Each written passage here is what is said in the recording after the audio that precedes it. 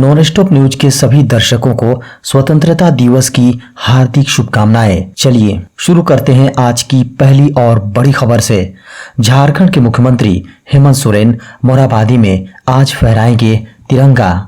झारखंड के मुख्यमंत्री श्री हेमंत सोरेन झारखंड की राजधानी रांची के मोरहाबादी मैदान में आज तिरंगा फहराएंगे। इसकी तैयारियां पूरी कर ली गई हैं। मोरहाबादी मैदान में इसके लिए विशेष पंडाल बनाया गया है। मुख्य मंच के दोनों ओर अधिकारियों और विशिष्ट अतिथियों के लिए अलग अलग पंडाल बनाए गए हैं। वहीं मुख्य मैदान के दोनों ओर सीढ़ीनुमा पंडाल बनाया गया है। झारखंड के मुख्यमंत्री हेमंत सोरेन सुबह 9:05 में तिरंगा फहराएंगे। इसके बाद मंच से झारखंड की जनता को संबोधित भी करेंगे। इस दौरान राज्य, केंद्र और यूपी पुलिस बल ओर से परेड भी किया जाएगा। राष्ट्रपति द्रौपदी मुर्मू ने कहा, भारत ने विश्व मंच पर अग्रणी स्थान बनाया। स्वतंत्रता दिवस की पूर्व संध्या पर देश को संबोधित करते हुए राष्ट्रपति द्रौपदी मुर्मू ने देश को इसकी बधाई दी है। अपने संबोधन की शुरुआत में उन्होंने कहा कि देश के 77वें स्वतंत्रता दिवस पर आप सभी को मेरी हार्दिक बधाई। यह दिन हम सब के लिए गौरवपूर्ण और पावन है। चारों ओर उत्सव का वातावरण देखकर मुझे बहुत प्रसन्नता हो रही है। उन्होंने कहा कि स्वतंत्रता दिवस हमें यह याद दिलाता है कि हम केवल एक व्यक्ति ही नहीं, बल्कि हम एक ऐसे महान जन समुदाय का हिस्सा हैं जो अपनी तरह का सबसे बड़ा और जीवंत समुदाय है। यह विश्व के सबसे बड़े लोकतंत्र के नागरिकों का समुदाय है। उन्होंने कहा कि जाति, पंथ, भाषा और क्षेत्र के अलावा हमारी अपने परिवार और कार्य क्षेत्र से जुड़ी पहचान भी होती हैं, लेकिन हमारी एक पहचान ऐसी है जो इन सबसे ऊपर है और हमारी वह पहचान है भारत का नागरिक होना। जियो ने दिया 15 अगस्त से पहले यूजर्स को बड़ा तोहफा, देश भर में 5G कनेक्टिविटी का ऐलान। रिलायंस जियो इन्फोकॉम लिमिटेड ने इंस्पेक्टर बैंड से जुड़े सभी लाइसेंस सर्विस क्षेत्र में रोल आउट की न्यूनतम जरूरतों को पूरा करने का ऐलान किया है। कंपनी ने जारी बयान में कहा कि स्पेक्ट्रम लेते समय जियो ने वादा किया था कि वह 17 अगस्त 2023 तक इस लक्ष्य को पूरा कर लेगा, लेकिन तय समय से पहले ही जियो ने अपना लक्ष्य प्राप्त कर लिया है। 19 जुलाई 2023 को जियो ने फेज 1 इन जरूरतों को पूरा कर लिया था और 11 अगस्त को दूरसंचार विभाग ने इसे सभी सर्कलों में टेस्ट भी कर लिया था। जियो ने लो बैंड, मिड बैंड और MM वेव स्पेक्ट्रम के कॉम्बिनेशन को हासिल कर लिया है और डीप फाइबर नेटवर्क और स्वदेशी टेक्नोलॉजी से बने प्लेटफॉर्म को साथ जोड़ते हुए जियो को हर नागरिक तक 5G पहुंचाने में सहायता मिलेगी। झारखंड वासियों के लिए बड़ी खुशखबरी, लोगों को मिलेगा 1 रुपए किलो चने की दाल। झारखंड सरकार ने बड़ा फैसला लिया है। झारखंड के लोगों को अब 1 रुपया किलो की दर से चने की दाल मिलेगी। हेमंत सोरेन की कैबिनेट ने भी इस प्रस्ताव को मंजूरी दे दी है। शुक्रवार को राजधानी रांची के धुर्वा स्थित प्रोजेक्ट भवन में हुई कैबिनेट की मीटिंग में इसको लेकर बड़ा निर्णय लिया गया है। कैबिनेट ने सभी राशन कार्ड धारकों को 1 रुपया प्रति किलो की दर से दाल देने के प्रस्ताव को मंजूरी दे दी है।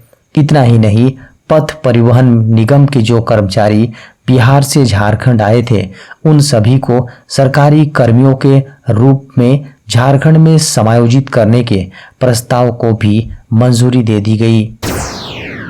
भारतीय डाक विभाग ने निकाली 30,000 से ज्यादा पदों पर भर्तियां। भारतीय डाक विभाग ने ग्रामीण डाक सेवक पदों पर बम्पर भर्ती निकाली है। यह अभियान संचार मंत्रालय के तहत भारत में 23 डाक सर्किलों में GDS की कुल 30,041 रिक्तियों को भरने के लिए चलाया जा रहा है। इच्छुक और योग्य उम्मीदवार इंडिया पोस्ट की आधिकारिक वेबसाइट indiapostgdsonline.gov.in पर ऑनलाइन आवेदन जमा कर सकते हैं। भारतीय डाक GDS भर्ती 2023 नोटिफिकेशन के अनुसार योग्य उम्मीदवार आधिकारिक वेबसाइट के माध्यम से 24 अगस्त तक ऑनलाइन आवेदन समर्पित कर सकते हैं। आवेदन करेक्शन विंडो 24 से 26 अगस्त तक खुली रहेगी। आवेदन केवल ऑनलाइन मोड में स्वीकार किए जाएंगे। एंड्रॉयड यूजर्स के लिए सरकार ने जारी की गंभीर चेतावनी। Ministry of electronics and information technology के तहत आने वाली कंप्यूटर इमरजेंसी रिस्पांस टीम यानी CERT ने एंड्रॉयड यूजर्स के लिए एक हाई लेवल वार्निंग जारी की है। यह वार्निंग एंड्रॉयड के अलग अलग वर्जन में मिली खामियों को लेकर जारी किया गया है। इन वर्जन में लेटेस्ट एंड्रॉयड 13 भी शामिल है। इन खामियों का फायदा उठाकर अटैकर्स डिवाइसेज को अटैक कर सकते हैं और संवेदनशील जानकारियां भी चुरा सकते हैं। एक ऑफिशियल नोट में कहा गया है कि एंड्रॉयड में कई खामियों के बारे में जानकारी मिली है। इन खामियों का फायदा अटैकर्स संवेदनशील जानकारियों को इकट्ठा करने और टारगेटेड सिस्टम को कंट्रोल करने के लिए भी कर सकते हैं। देश में कोरोना के 1472 मामले रह गए हैं सक्रिय। भारत में कोविड-19 के सक्रिय मामलों में वृद्धि दर्ज की गई है।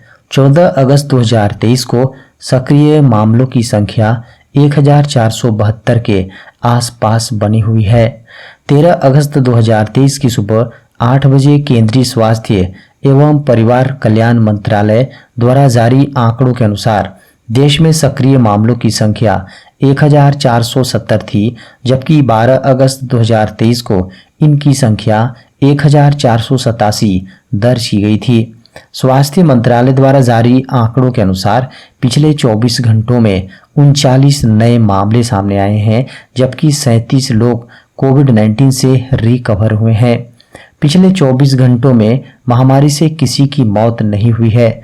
देश में कोविड-19 से मरने वालों का आंकड़ा 5,31,921 रिकॉर्ड किया गया है।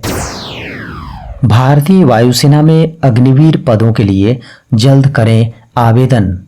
सरकारी नौकरी का सपना देखने वाले युवाओं के लिए बड़ा अपडेट है। भारतीय वायुसेना में अग्निवीर पदों पर भर्ती के लिए आवेदन प्रक्रिया जारी है। योग्य अभ्यर्थी आधिकारिक वेबसाइट agnipathvayu.cdac.in पर 17 अगस्त तक या उससे पहले ऑनलाइन आवेदन कर सकते हैं। इसके लिए जनरल, OBC, EWS अभ्यर्थियों को 250 रुपये शुल्क जमा करना होगा। भारतीय वायुसेना में अग्निवीर पदों पर भर्ती के लिए सिलेक्शन टेस्ट का आयोजन 13 अक्टूबर से किया जाएगा। अभ्यर्थियों का चयन लिखित परीक्षा, फिजिकल टेस्ट और मेडिकल टेस्ट के आधार पर होगा।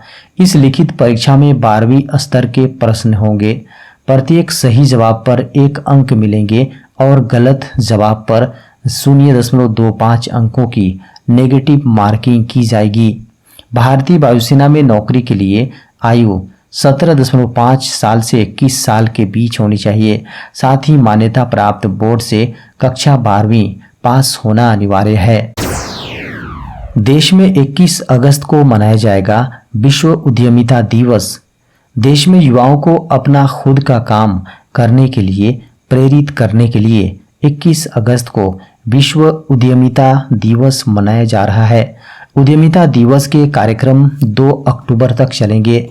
स्वदेशी जागरण मंच के स्वावलंबन अभियान को आगे बढ़ाते हुए ये दिवस मनाया जा रहा है। इस दिन देश विश्वविद्यालयों, महाविद्यालयों, स्कूलों और अन्य शिक्षण संस्थानों में उद्यमिता से संबंधित कार्यक्रम आयोजित किए जाएंगे। साथ ही जिन लोगों ने अपने दम पर अपने कारोबार खड़े किए हैं, उनको शिक्षण संस्थानों में बुलाकर युवाओं को प्रेरणा देने का काम होगा। देश का निर्यात जुलाई में 16% कम होकर 32.25 अरब डॉलर पर पहुंचा। वैश्विक स्तर पर मांग में नरमी तथा पेट्रोलियम, रत्न और आभूषण एवं अन्य प्रमुख क्षेत्रों के कमजोर प्रदर्शन से देश का कुल निर्यात इस साल जुलाई महीने में 15.88% घटकर 32.25 अरब डॉलर रहा है। सोमवार को जारी आधिकारिक आंकड़ों के अनुसार आलोच्य महीने के दौरान आयात भी 17% घटकर 52.92 अरब डॉलर रहा, जो बीते वर्ष के जुलाई माह में 63.77 अरब डॉलर था। आयात में कमी से व्यापार घाटा कम होकर 20.67 अरब डॉलर रहा, जो एक साल पहले इसी महीने में 25.43 अरब डॉलर था। आंकड़ों के अनुसार चालू वित्त वर्ष में अप्रैल जुलाई के दौरान निर्यात 14.5% घटकर 136.22 अरब डॉलर रहा। अप्रैल से जुलाई की अवधि के दौरान आयात 13.79% घटकर 213.2 अरब डॉलर रहा। देश में एंट्री मारने की तैयारी में है एलन मस्क की टेस्ला कंपनी। एलन मस्क की टेस्ला कंपनी भारत में एंट्री मारने की तैयारी में है। टेस्ला कंपनी पहले मांग कर रही थी भारत सरकार इंपोर्ट ड्यूटी कम करे, लेकिन सरकार ने टेस्ला की मांग को नहीं माना। बता दें कि हाल के दिनों में मस्क ने अमेरिका में पीएम नरेंद्र मोदी से मुलाकात की थी। इलेक्ट्रॉनिक कार बनाने वाली दुनिया की सबसे बड़ी कंपनी टेस्ला के साल के अंत तक भारत में एंट्री कर सकती है। टेस्ला के सीईओ एलन मस्क ने हाल ही में अमेरिका में प्रधानमंत्री नरेंद्र मोदी से मुलाकात की थी। इसके बाद मस्क ने अगले साल भारत आने की बात कही थी। हाल के दिनों में टेस्ला के अधिकारियों और सरकार के बीच मुलाकातों का दौर बढ़ गया है।